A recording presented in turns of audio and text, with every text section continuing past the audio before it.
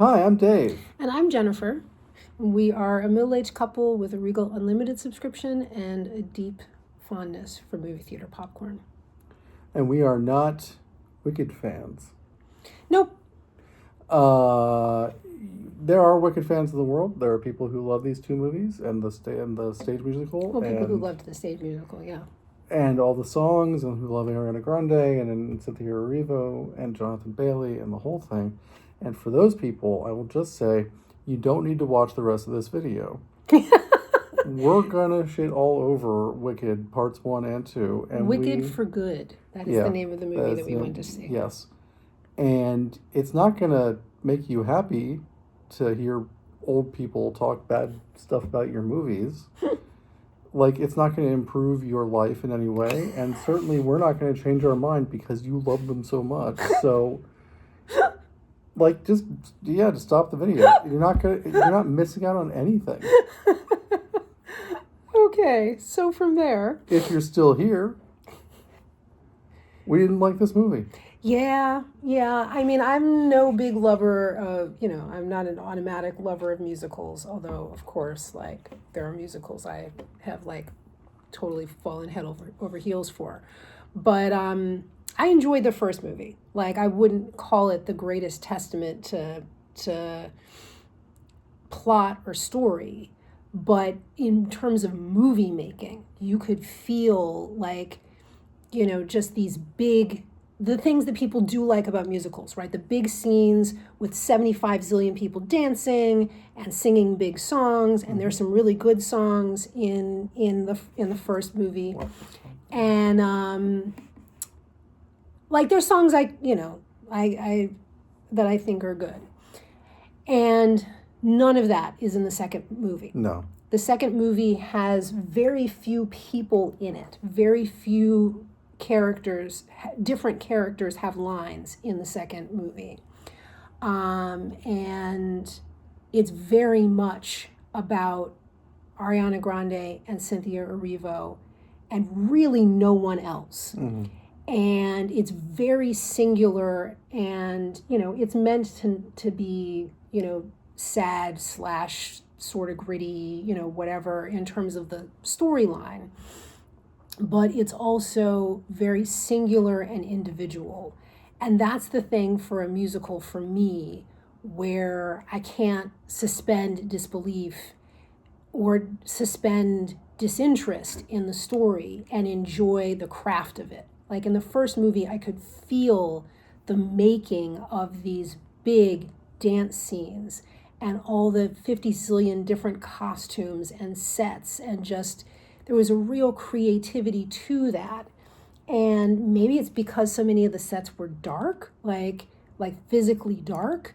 I couldn't appreciate them except as, black, mysterious spaces. There aren't a lot of big set pieces, and the ones that are big set pieces felt very forced in a way. It's like, well, now it's time for a set piece. Here we go, And there's like one good song, and it's at the very end, and it's in all the commercials. And yeah, you've already heard the song. Like, you've heard the highlight of the song in the commercials, right? The highlight of the song is the harmony, and the harmony is in the commercials. It's like, you could save, you could, yeah, it wasn't. It really wasn't, So, I disliked the first one more than you did. Yes. But, in hindsight, I can honestly say the first one is a successful movie. It is a story told in 3 acts, beginning, middle, end, and it's about an interesting relationship between the two women. I think it's a gay relationship, but they go out of their way to try to make it heterosexual. Fine, whatever. But Galinda, then Glinda, and Elphaba, who becomes the Wicked Witch of the West, are interesting characters. They have an interesting dynamic. It's a little juvenile and childish, but that's because they're children in the first one. Now we see them as adults, and in the second movie, they are literally just playing out the same dynamic.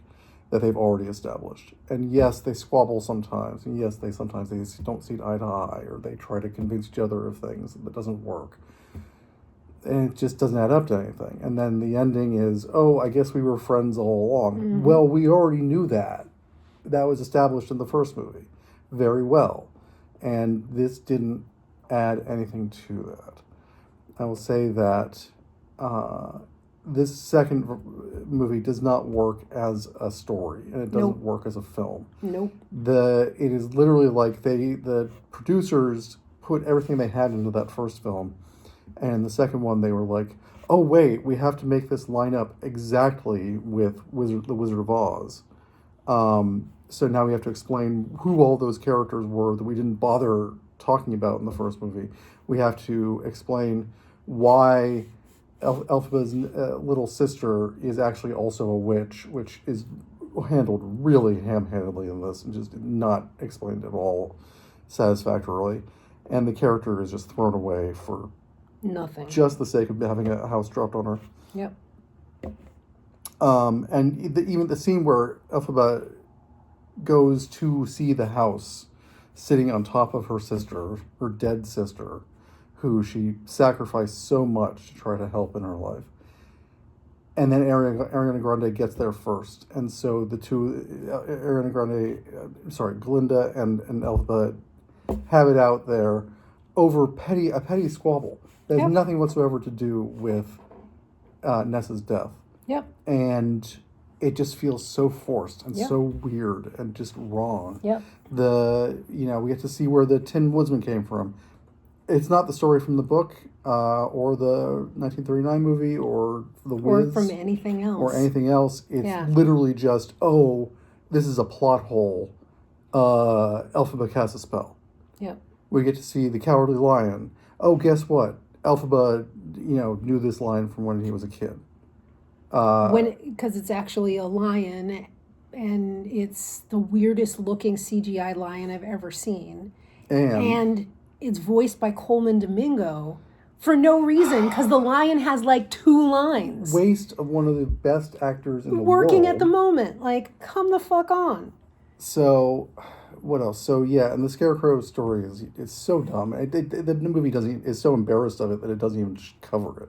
Like, the Scarecrow shows up at the very last minute in Yes. the movie, and we get to see one shot of the Scarecrow's face, and that's it.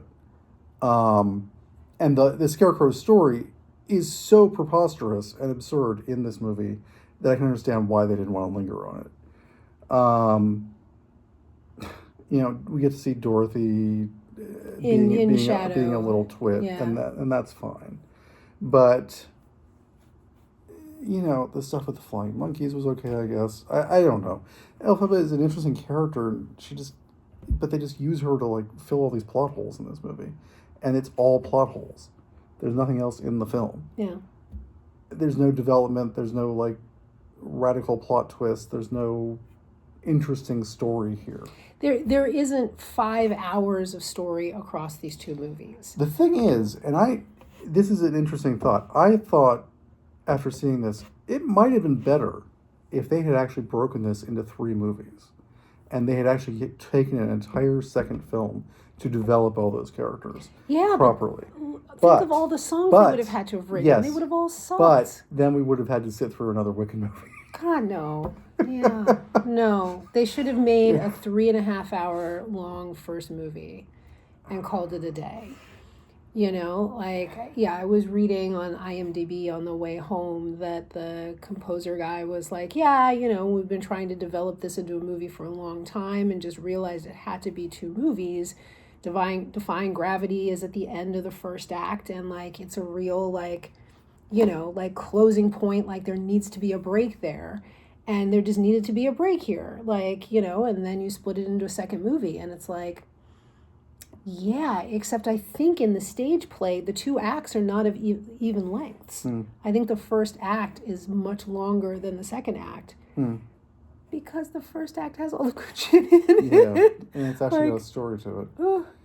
Yeah, it really just didn't work. And it's, I'm not, my Instagram feed it feeds me, like celebrity stuff or whatever. And so I'm like seeing interviews with people that are in this movie, that are ostensibly in this movie, that were very much in the first movie, right? But are like, why are we interviewing Jonathan Bailey about this movie? He basically is not in it. I mean, they really try to shoehorn him in, but it does not work. There's no reason for him to be in the story. They put him in the story and shoehorn him in the story, and he's still, like, the movie's 2 hours and 18 minutes long. If this man was on screen for 15 minutes, I'd be stunned, right? Like, he's just not in the movie very much. Peter Dinklage had a speaking role in the first movie. His character can no longer speak. So we didn't have to pay him for this second movie. Like, what? Like, huh? Yeah, there's like a bunch of stuff like that, of characters that were real characters that were part of the development of the first movie.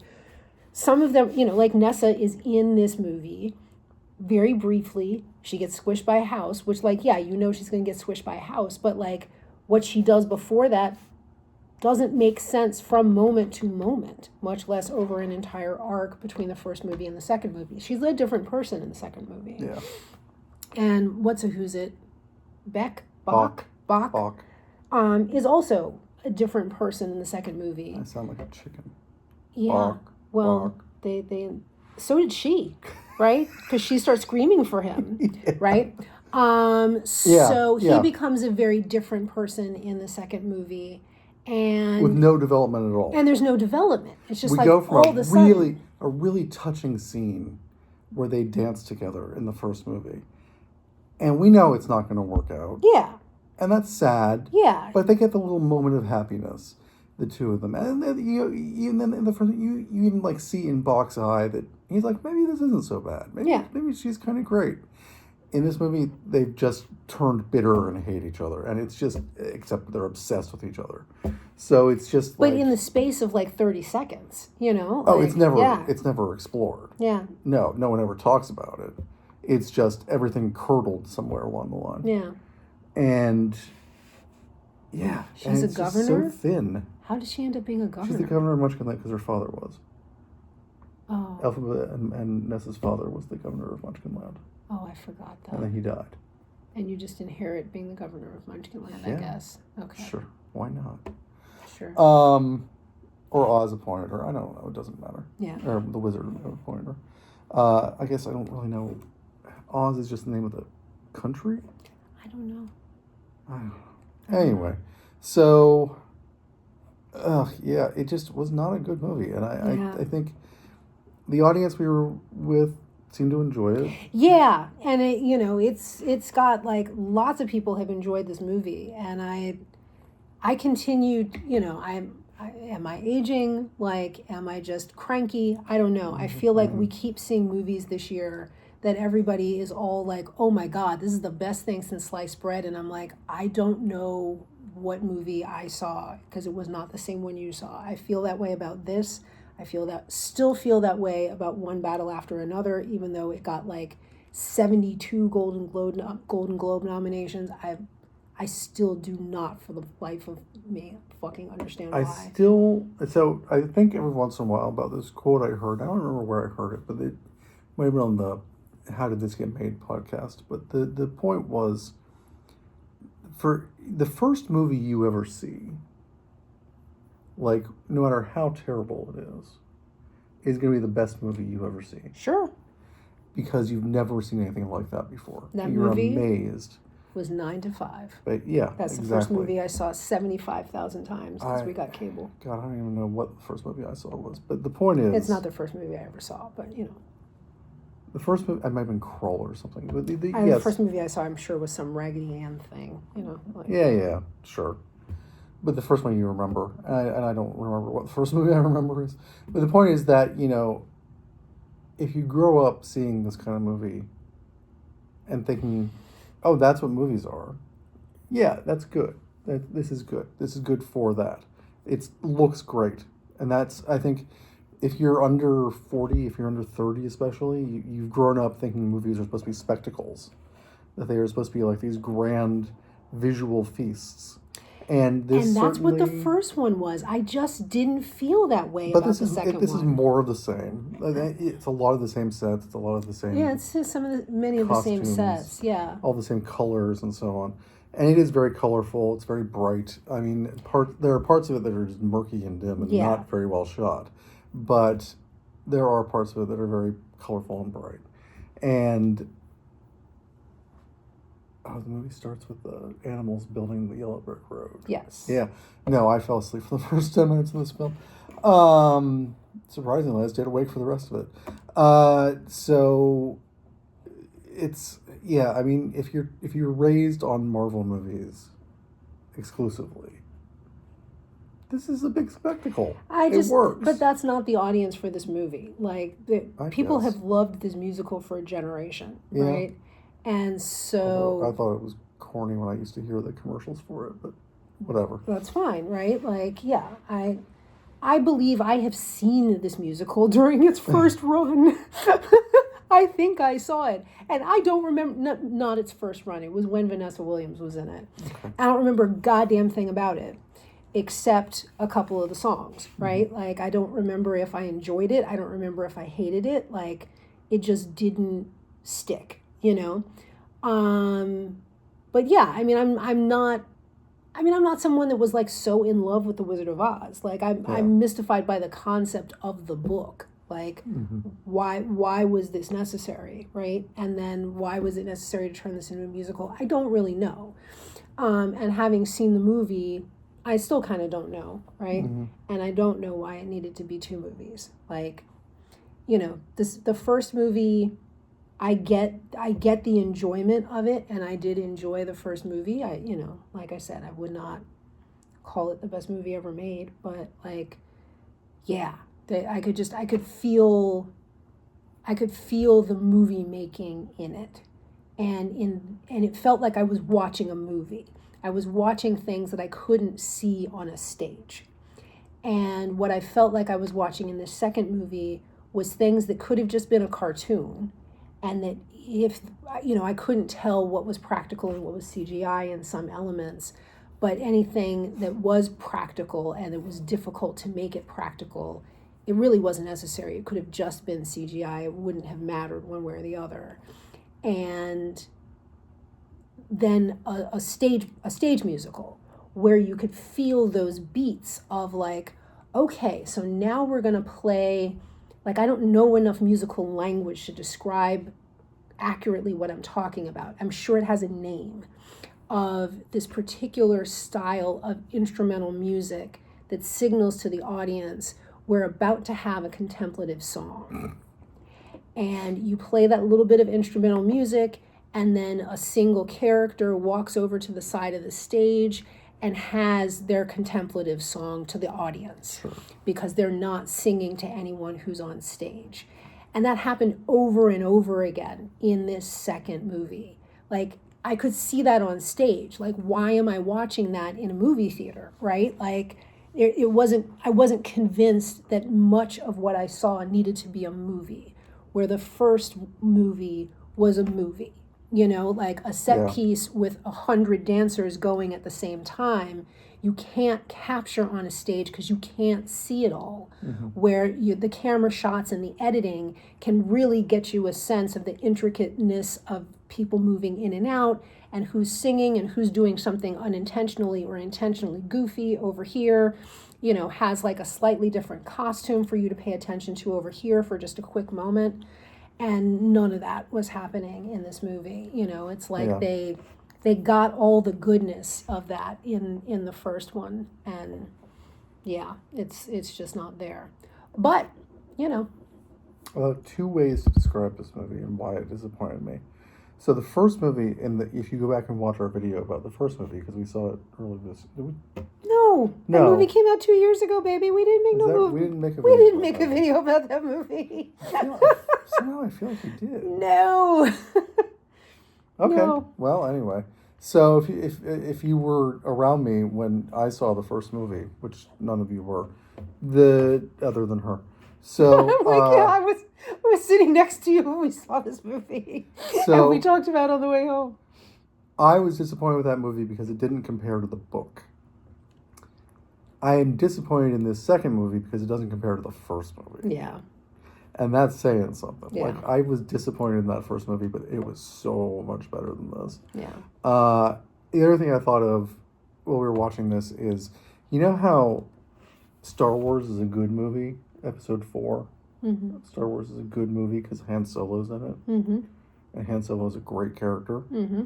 You know how nobody ever asked the question, why is his name Solo? And you know how they then made the movie Solo to explain why his name is Solo? Mm-hmm. Nobody cared. Nobody ever wanted to know this. And the explanation is dumb. Mm-hmm. That's this movie. Yeah. That's the entirety of this movie. Yep.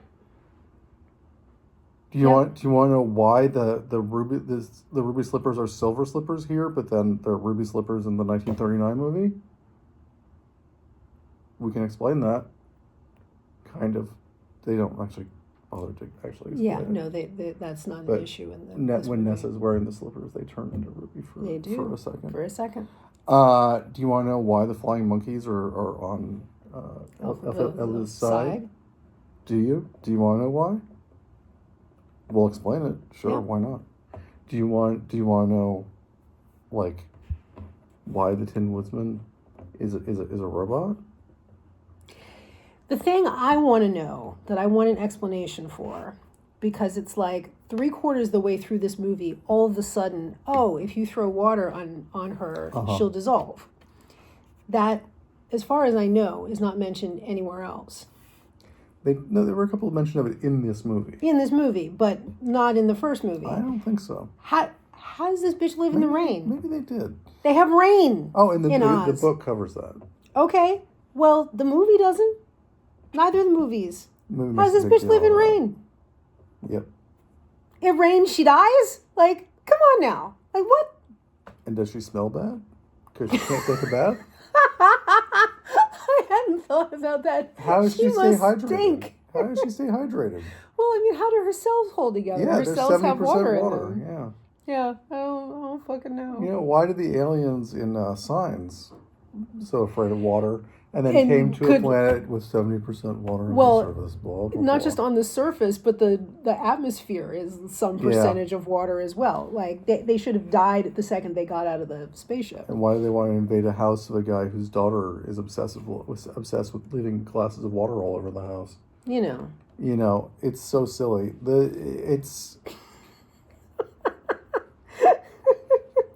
Anywho. fascinating that a movie that is as simple and as pablum and as, you know, unnuanced as the 1939 Wizard of Oz movie, with all of its good versus evil and its, you know, charmingly innocent characters and the whole thing, gets recontextualized and given a darker, grittier reimagining that turns out to be even simpler, more dumb, and if not innocent, at least, you know, completely unexplored and unnuanced as this.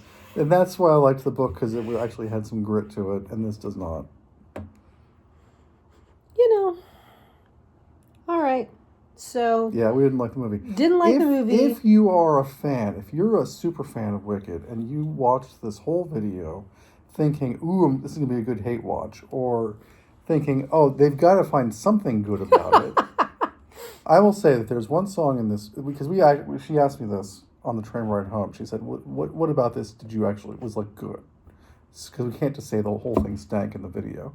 And I said, well, you know, the reason I didn't like the first one, because it didn't explore the moral gray universe of the book and the fact that there was actual nuance in the book. There is one song in this second part that attempts to get at that moral dimensionality of the book. It is, of course, the dumbest song in the movie, and it is then followed up by oh, by the way, no, it's all just black and white. Everything's fine. And the central message of the movie, which I absolutely adore, is you can't win against the dum-dums. So you just have to go off and live in the desert and hope that the normies, the pretty normies, right, who the dum-dums follow, will change things on their own. Yep. Because they Well, feel having bad. learned from your sacrifice. Feel bad about having you have to go out and live in the desert. Yeah. Yep. That's a great message for the kids. Yep. We could go on. We're not going to. If you love this movie, good for you. I'm glad you found something in your life that you enjoyed. Enjoy it, and don't listen to our old farts on the internet. You know. I'm just gonna go Who are watch we? Sinners again. Yeah, we're gonna go watch Sinners again. It's better. Bye.